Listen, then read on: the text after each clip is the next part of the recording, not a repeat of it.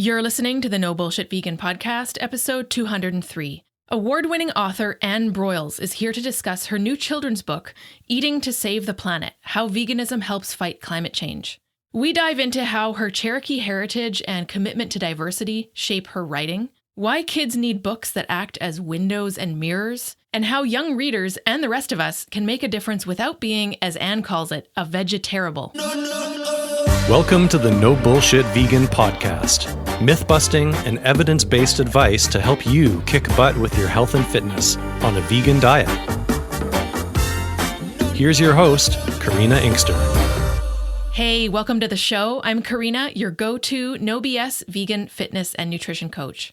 Thanks for joining me today. I just got back from a quick trip to Ottawa, which is Canada's capital, and Gatineau, the adjacent neighborhood in Quebec, which is a province I'd never been to before. I was visiting my best friend who's in the area working a government job for the summer, and she took me to Montreal. We only had a day there. It's about a 2.5-hour drive from Ottawa, but I loved it. And the vegan scene is absolutely next level.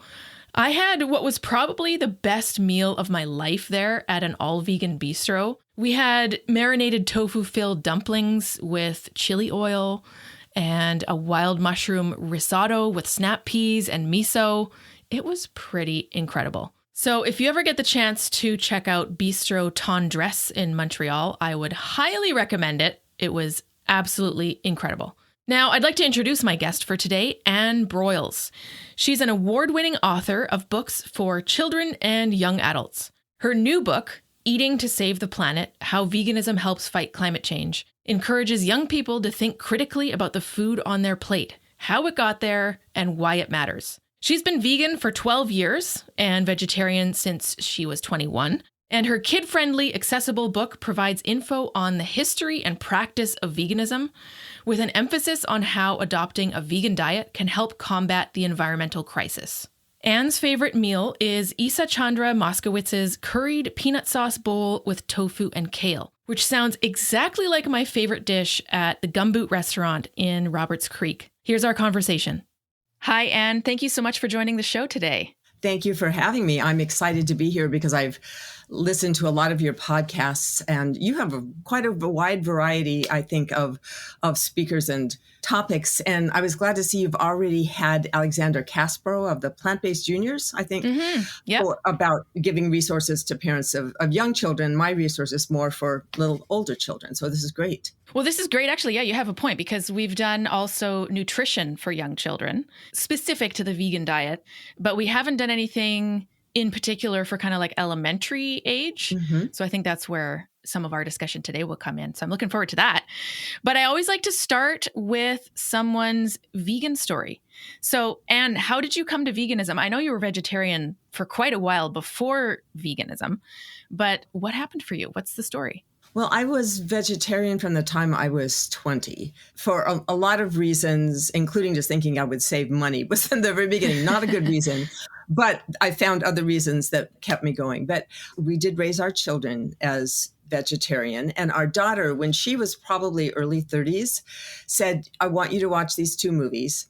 And you can skip through the hard parts if you want, but I think you would benefit. So I watched Live and Let Live and Forks Over Knives. Mm-hmm. And I think it was Live and Let Live that had about what happens to male baby chickens. Mm-hmm. And I decided I was going to watch it. And I sat there watching, sobbing, thinking, I can't participate in the vegetarian diet anymore.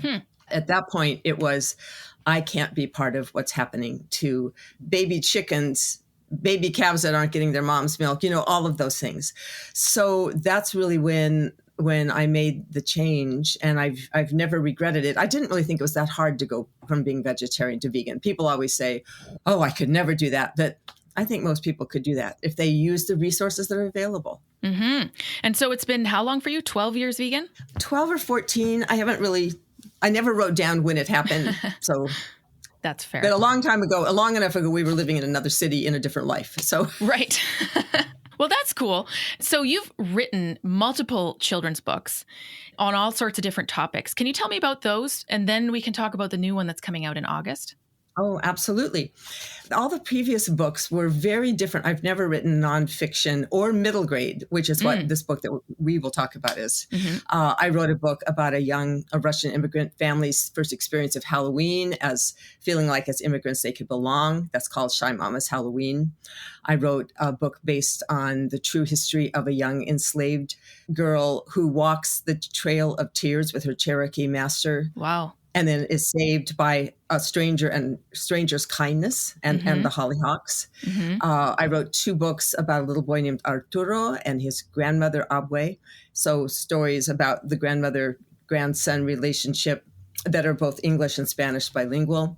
And then the one that came out last year is called I'm Gonna Paint, Ralph Fasanella, Artist of the People. And that's about a really interesting Italian-American activist artist who lived like 1914 to 1997. So very different books from the one that you and I are going to talk about. You mentioned Cherokee. Is that part of your history? Yes, I am an enrolled member of the Cherokee Nation. Right. I saw that on your website, kind of under an interesting section that says, why I write diverse books. Okay, yes. I thought that was very cool. Like, you're making it known that this is on the forefront. Absolutely. Plus, I live in a world and I want young readers to know that their world is a diverse world. And I want kids in our field of children's literature, we talk about books being windows and mirrors. So a kid wants to read books that are the mirror of their reflection, who they are, whether that is any ethnic group or any language or any nationality, and then also windows into somebody else's life.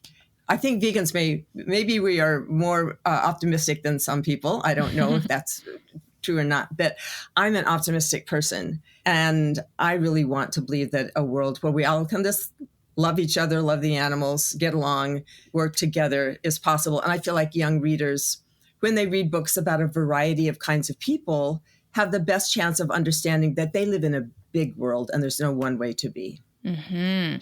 So you mentioned also Spanish. Is that do you speak Spanish? I do. Oh, very cool. Not perfectly, but I communicate. I communicate and I love it. It's really fun to speak in another language. And it means like if I'm in an airport and someone needs help, I can just go over and say, puedo ayudarle or whatever grocery store. It gives me connections to people. That's really cool. And so I saw that you grew up in Tucson in an area that has fairly rich Mexican history. So is that related? It should be. But unfortunately, when I was growing up in Tucson, I took French and majored in French in college because I thought Spanish was too ordinary. I regret that I missed out all the possible learning and speaking Spanish there. I mean, I got basic, but very basic.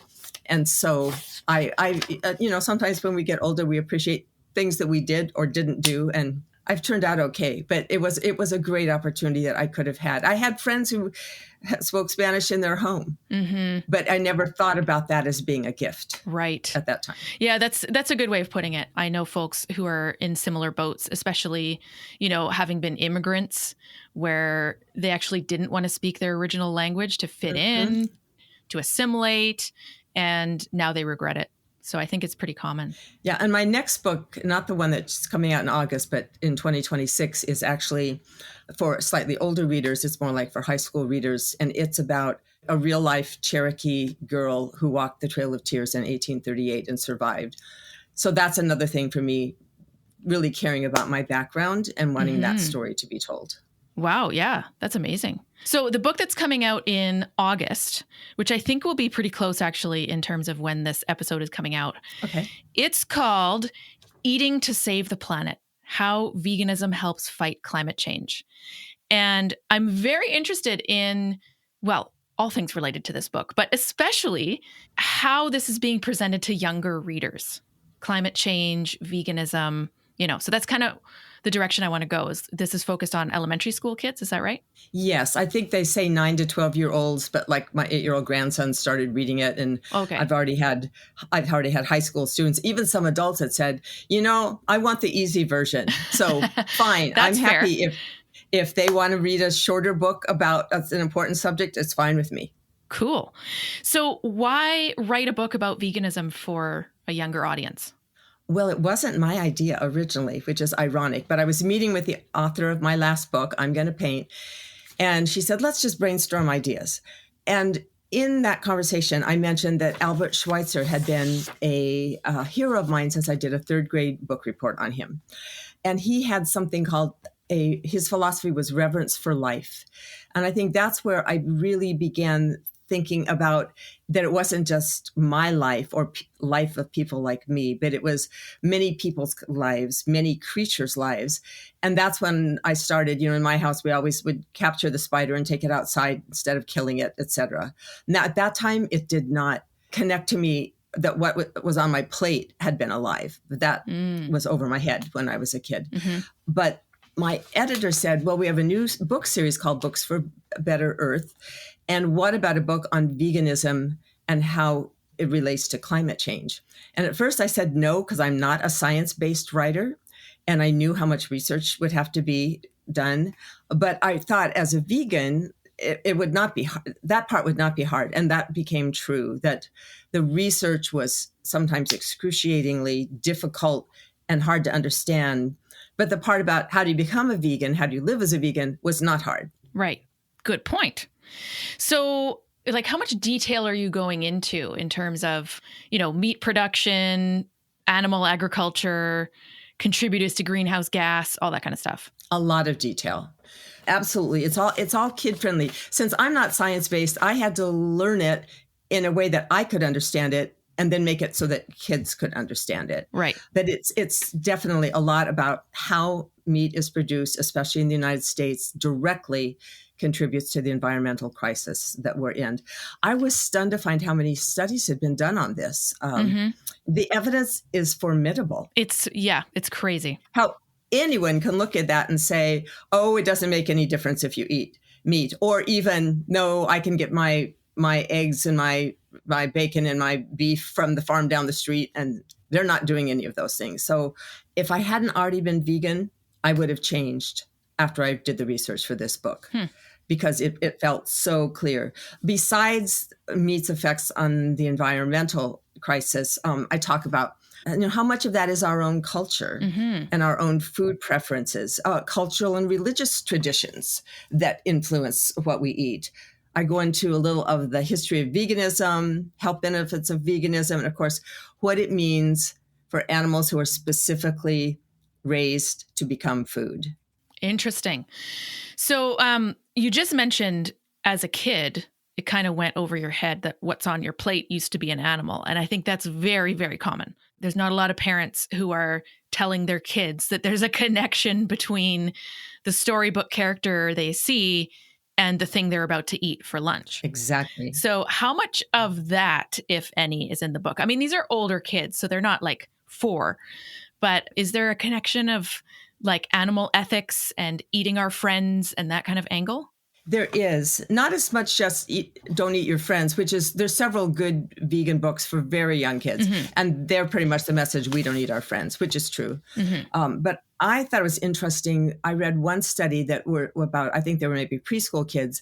They were shown a bunch of food possibilities. And they said, say which is animal-based and which is plant-based. And so the kids misidentified hot dogs, hamburgers, and bacon as plant-based. And these same kids had just said, it's not okay to eat chickens, pigs, and cows. And the researchers said that that was exactly what you were saying, Karina, that it was parents didn't want to have to say, this package I'm getting from the grocery store used to be a calf or whatever. And the researchers is something like, given children's propensity to protect animals from harm, they would probably naturally gravitate to plant-based foods if they had access to them and were educated about that. So there is a little bit about that, but obviously the main focus is climate change. The main focus is climate change. I did have, in the beginning, I wrote chapters. One was called The Pig on Your Plate, The Cow on the Plate, and The Chicken on Your Plate. And then the book was too long and had to be cut, and they chose to cut those things, which was too bad in a way, because that was the most excruciating research for me to do. Of course. It was horrible, horrible. I had no idea it was as bad as it is for animals. I knew things like Temple Grandin had worked to make a more kind way to enter the animals into this sacrificial place or whatever. Mm-hmm. But I really did not know how bad it is for animals. And I had read, required reading when I was in high school was The Jungle by Upton Sinclair, which is about meatpacking in Chicago. And I remember being horrified by that. But again, that felt like, oh, that was a long time ago. I never dreamt that we would still be doing the kind of things we did then. But to kill an animal, there's just really no humane way to do that. Agreed. Yep. Well, and now also with 8 billion humans on the planet and demand for animal products actually increasing, people are eating a larger percentage of their plate now is animal products versus, in the 60s or in the 50s. So given the demand and given the population, we have massive industrial operations that are not in the least bit humane. As you said, there's no humane way to kill an animal, but still, we're talking like animals crammed together so close that they can't move. And that's just normal at this point to feed the demand, right? So is that like detailed in this book, how animals are raised? I mean, some of that is related to greenhouse gas emissions like methane, for example. What cattle eat will depend or will result in different greenhouse gas emissions. Is that kind of detailed in here? Yes. It is detailed. And there's even charts that show, for instance, just in terms of water usage, there's a chart that says if corn uses this much water on up till beef uses this much water. But there is a lot about factory farming, what it does to the animals. As you said, the really inhumane ways that they're forced to be crowded together, every bit of dignity taken away, all of their relationships with other animals taken away. And then one of the things I had not realized was not only was that terrible for the animals, but it's terrible for the communities that live near these huge factory farms that are right. Good point. With their big lagoons and all of the kinds of toxicity that they're spewing out in the air. It's like these poor cows, they can't help that they have to burp and poop, That's just who they are. But when you put 2,000 of them together in one area and they can't hardly move and they do what they naturally do, then that makes the bad air. For instance, people who live in farm communities near these say they can't even open their windows because the smell is so bad. So if they own a farm, they have to choose then, are they going to try to make it on their own as a small farm competing with this big farm? Or are they going to raise beef for the big farmer to participate in that, which is usually not the way they would have raised beef. They might have been kinder to their animals. They might have had relationships. I don't know. But, or the people who say, I just don't want to live here where it smells so bad. If they want to move, then their property values have gone down. But if they are able to move, and a lot of people move, then there is a town left. Maybe it doesn't have a vet anymore, or a library, or a doctor, or a grocery store. And so then people are having to leave their spaces. They can't sustain that lifestyle. And definitely I go into what it's like for the animals, though not in the detail that I did when I had a separate chapter on what happened to each animal. Then I have a large section on animal sentience and how we are the only country, so many countries that say animals are sentient, we shouldn't hurt them. And we don't have the same law. I have some research, like there's even a fun picture in the book of a pig at a video console with a joystick, because pigs are so smart that they can be taught to play video games. They can find their way through a labyrinth. They can be told to put their toys away. And I have things like that, just enough, I hope, to show the young readers, these are creatures that deserve a better life and no death. So I think there's a lot in there, but I tried to balance it out so that they weren't like squeamish from I also found out that those people who work in the slaughterhouses and meatpacking industry have one of the highest incidents of PTSD, of respiratory diseases, of depression, of suicide. Because if you think of someone, if their job is, as an assembly line comes through, slit this throat all day long, not only is it repetitive motion, they're rushed, they're supposed to do it really fast. They have to wear diapers because they're not given good breaks. And you and I know that, I mean, like a cow has one of the sweetest faces in the world, those eyelashes. You know, if you had to look at that animal and either slit its throat or, you know, cut it down, however, that would get to you. And so I realized that those people working in the meatpacking industries, they're also victims, you know, and they're mostly immigrant and they're mostly underpaid. Absolutely. I think that's important for folks to know because, you know, the purist vegans often are like, well, why would you work in a slaughterhouse to begin with? But in a lot of cases, it's not a lot of options. It's often lower income communities who may not have other job opportunities at that point. And like you mentioned, lots of immigrant populations. So I think that's an important piece too, is how does this all affect humans individually and also communities?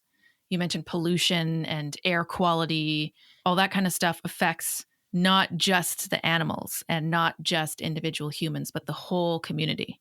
Right. And then along the Mississippi River, since we have so many very large scale factory farms in the states along the Mississippi, to have this huge algae bloom in the Gulf of Mexico that is directly related to all of the animal waste that's running into that river and to other water sources as well. Hey, I'm curious. I mean, the book isn't out yet. It's coming out August 26th. But at this point, have you experienced any sort of pushback from parents or publishers, editors, anything in that realm who are like, why would you write a book about veganism for kids? That's not appropriate. Because I have spoken with other authors who have encountered that even before their books came out. I have not had that yet. And I don't know if I will. What I've had has been interesting is people saying, oh, that's good that there's a book about that because my kid has asked questions, or, oh, my daughter who's in college, I wish she'd had this resource. So I think there'll be some of that. And I really try to say, well, I use the word vegeterrible. Don't be a vegeterrible. And the vegeterrible says, sitting at dinner with friends, oh, you have a dead cow on your plate, you know, or something like that. So I talk about veganism as being sort of that nonviolent ahimsa, trying to respect other people and trying to model by your own life, the life that you would like to see in the world. And I think for kids, it'll be a way for them to get that information. I really try to be non-judgmental. I don't say you're terrible if you eat meat. I just say you might want to think about eating less or no, eat meat. You know, just consider that. And the statistic or the study that showed that if more people ate less meat, it would have more effect than if we all drove hybrid cars. It just shows we don't realize how big this problem of factory farming is. Or at least I did not realize that. So I try to say to kids, here's a chance for you to do one more thing to help the earth. You can recycle, you can use your water bottle, you can walk instead of use your car. And what's on your plate is something that could really, really make a difference. Let me just read. Okay, I'm just going to read you one paragraph from the beginning of the book. And that'll kind of give you the tone of the book. Our health and the health of our planet are intertwined. What we eat is an important part of that connection. How we grow and harvest food, raise animals to eat, package, distribute, and consume food impacts our environment. That's what this book is about. How does what we put on our plate intersect with climate change? Because there are some foods that aren't so great for the environment. So how can we think about our eating in a way that is kinder for the earth and ourselves? Diets like veganism that promote less reliance on factory farms, less abuse of animals, people, and the environment, and a better future for all. How do you change the world for the better? You start small. You start with your own plate. You save the planet one meal at a time. Ooh, love that. And so that's what I really am trying to just be inspiring and not be judgmental. Because that doesn't, first of all, judging doesn't work, and it's not in a loving spirit. It's true. I really like what you said in that vein about not being a vegeterrible, because I remember when I went vegetarian, I was 11. And I remember actually being very mean to people, just not understanding how someone could eat meat knowing it was an animal. Or, someone once asked me, like right when I went vegetarian, probably 2 days later, hey, why'd you go vegetarian? And I just felt so on the spot. I was like, none of your business. So now I wouldn't do that. But as an 11-year-old, I felt like, why aren't more people vegetarian? Why don't more people understand this? And there was judgment. And as an elementary school kid, you don't really have a lot of coping mechanisms at that point or social skills. But I like this approach of, hey, also think about how you're interacting with your friends and with your family. And, when you see something happening, think about the message itself, but also think about how it's delivered. Right? So you could talk to someone about what's on their plate, but don't deliver that message like you're judging them. Exactly. And this, Karina, my daughter had a similar experience, and I just happened to be at a church camp with her. I was a counselor. She was a camper. Mm-hmm. They served food and they served Jell-O. Mm-hmm. And so when it was passed to my daughter, she said, no, thank you. And someone said, what? You don't like Jell-O? And she said, I don't eat horses. I don't eat horse hooves. And they're like, ew, that's horse hooves. But that was... yeah. That was, yep. I mean, she was making a statement of fact, but the other kids possibly felt judged anyway. But, I kind of hope maybe it made them go home and say, what's Jell-O made out of to their parents? Mm-hmm. And their parents might not know. Well, it's a fine line. I mean, she's not wrong. That's just a statement Correct. Of fact. But, in that context, it probably is interpreted by her friends as being judgmental. So, I mean, how would you suggest to a 10-year-old kid at a church camp who's not eating Jell-O to say no thanks? I think maybe just to leave it at no thanks at that stage, and then in a different context, maybe later to bring it up and say, have you ever thought about where your food comes from? And more in a general thing so that the other person doesn't feel attacked. Being a vegan, we get a lot of questions. Mm-hmm. My 8-year-old grandson and I went to a farm animal reserve and sanctuary yesterday.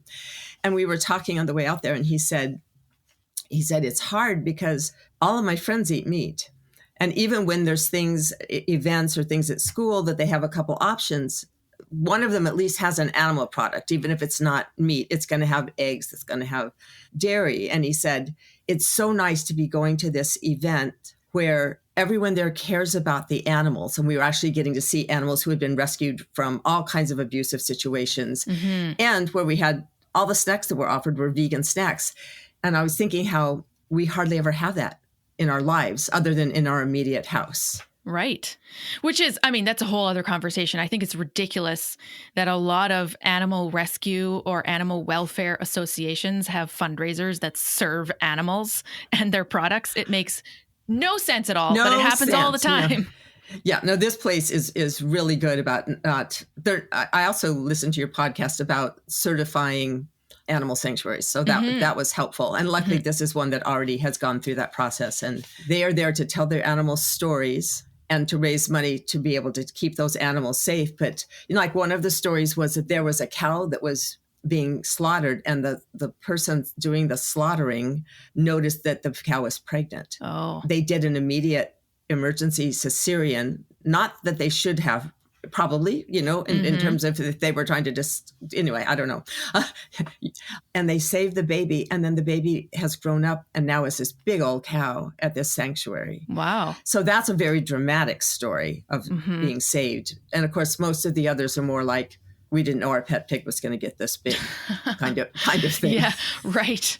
I've seen that multiple times.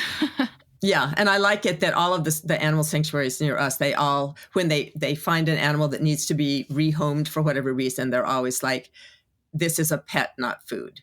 Mm-hmm. And it's too bad they have to say that. But in our world, they have to say that. Sure. Yeah. So why might readers of this book, middle school kids, why might they be inspired to become vegan from this book? I think kids that age are generally optimistic and positive, and I think they want to make a difference in the world. They're just at the age that they have a little more agency over their lives.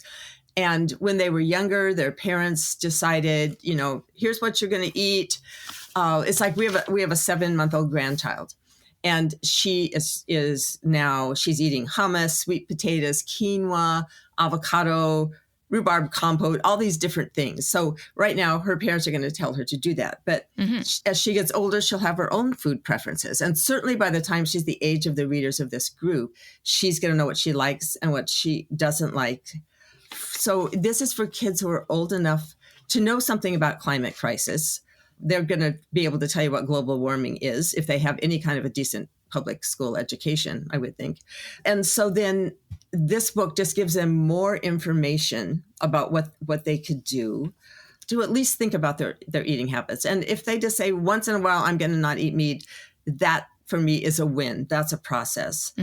My main point is that making a commitment to change one's diet could be an important contribution to a healthier planet. And I do profile a few well-known vegans, athletes like Alex Morgan, Serena and Venus Williams, activist extraordinaire Jane Goodall, Senator Cory Booker. I don't know if you know Haley Thomas. She's a 24-year-old vegan and compassion. She calls herself a compassion activist. No, I don't think I do. And then, of course, Greta Thunberg, who is herself such an amazing role model. Because I think kids, they need role models. They don't just want to hear some author that they're never going to meet. They need to see somebody out there that they can identify with and say, I want to be like Jane Goodall. I want to be like Alex Morgan or whoever. That's cool. Jane Goodall is one of my heroes. I met her briefly once. She's amazing. I didn't even know she was vegan, but I was reading something she wrote and about animals. And I thought, as much as she loves animals, I don't think she could eat meat.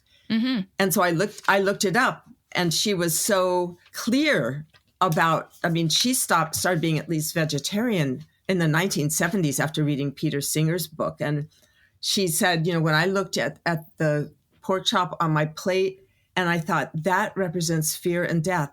And that was the last time I could eat meat. I was so impressed with that. And that was decades before veganism or even vegetarianism was mainstream or cool or available in restaurants, So that's pretty major. Very major. I was going to say, I also just mentioned in the book how people are more positive about the word plant-based, that people still have a negative image as vegan. It's true. Vegan. Right. But if you go to the store, very few things see that. But plant-based, there's some plant-based that. I don't care what they call it, even though plant-based sometimes has a slightly different definition. But I find that interesting that culturally we are still not ready to say that veganism is a neutral. It's a neutral. I'm an omnivore. I'm a carnivore. I make my choices. It's true. Plant-based is basically a marketing term at this point. I think anyways. Veganism to me, unfortunately, has baggage. I'm always going to call myself a vegan, but I went vegan 22 years ago when people still said vegan and they didn't know what it was. And they're like, oh, you're vegan. Do you want like a Caesar salad? And of course, it's not vegan. But anyway, I feel like the vegan word has more ethics attached to it. Like we don't use leather and we don't use things that are tested on animals. And plant-based, I think, is just diet. It's purely, I eat mostly herbivorous diet, and then that kind of stops there.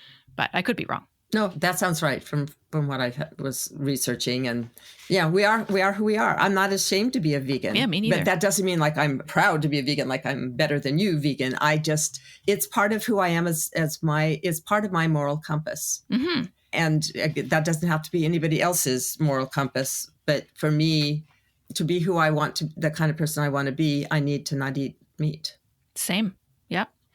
Well, you mentioned research and having learned a lot about climate change. I'm kind of in a similar boat, actually. I'm giving a talk at the end of this month on food choices and climate change mitigation. And so, as you said, what's on our plate is actually one of the main ways that we as individuals can take action. Of course, there are systemic things that need to happen, but we as individuals do have the agency to make a difference, and a pretty big one. So not having kids, driving an EV, and what's on our plate is like 90% of what we can do as individuals. And the piece about what's on our plate is pretty significant. And a lot of people forget about that. So in researching, it's pretty obvious. How could anyone look at the data and say, nah, I think I'm going to have a burger tonight. It makes no sense at all. But I think maybe part of the problem is that people haven't looked at the data, right? I mean, this was a learning experience for both of us, right? I mean, I've had lots of folks on the podcast who talk about agrology and climate change mitigation and that kind of stuff. So I've learned a lot from guests, but it's not on everyone's radar. So I think this book is going to change that. Would you agree? I hope so. I mean, like I said, it wasn't my idea. It was a hard book for me to write, but I think it's a really, really useful resource, again, that's inspiring, not judgmental. And I cite a lot of studies, hopefully all in an interesting way. The book has really fun art throughout it as well. I think kids, especially if they are science-based, I think they'll really get into it because everything's so clear. If they're not, I think they will find other ways into it to at least be inspired to make some difference, to make some change in their life. Mm-hmm. So what did you learn in the process? Well, like I said, all the formidable research about how bad factory farming is for the environment, that's stunned me. What it was like to have a slaughterhouse experience for the animal or for the people who work for that, how everybody's affected. I mean, even people who don't think about it. Maybe you don't live next to a factory farm, but in some way, if the environment is affected in one way, it's going to affect everybody eventually. I think those are probably the biggest things that I learned from this. Mm-hmm. I understand it wasn't my idea kind of a book. My first book was my idea. And then the 4 books after that were not my idea. They were the publisher's idea. So they basically said, hey, we want to come out with a book on such and such, resistance band, strength training, whatever. Do you want to write it? So it did feel more like an assignment. And it was nowhere near as in-depth as a book on climate change, where I had to go down multiple rabbit holes of research and stuff. But it still does happen a lot. I think a lot of folks assume that every book is, the author's idea and that they shopped it around and found a literary agent and a publisher and whatever. But sometimes these projects are given to us. They just appear as opportunities. And I'm glad you went for this because it sounded like there was a point where you might not have. There were several points during the writing of it that I said to my family, don't ever let me take on a task like this again. As I said, not being a science-based person, I had to research a lot to learn more about greenhouse emission, gas emission, all those kind of things. Somebody else would have been smarter about those things to start with and probably written the book in half the time. But I do think that because I'm a vegan and because I'm committed to this lifestyle, that I wrote it differently than if I was someone just saying, I'm going to write a book on veganism as an out there concept. Mm-hmm. That's a good point. Well, and that's where the actual logistics come in. Like some child reading this book will say, hey, this is a great idea. I want to go vegan, but where do I start? Is there some information there for them? There's a lot of information.